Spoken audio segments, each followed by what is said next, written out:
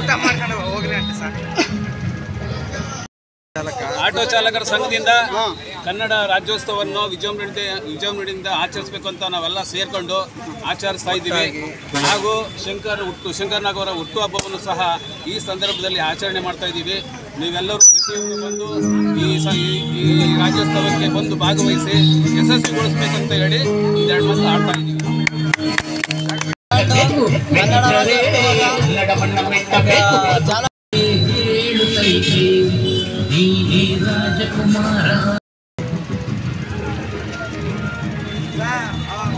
ಊಟ ಮಾಡ್ಕೊಂಡು ಹೋಗ್ರಿ ಅಂತ ಸರ್.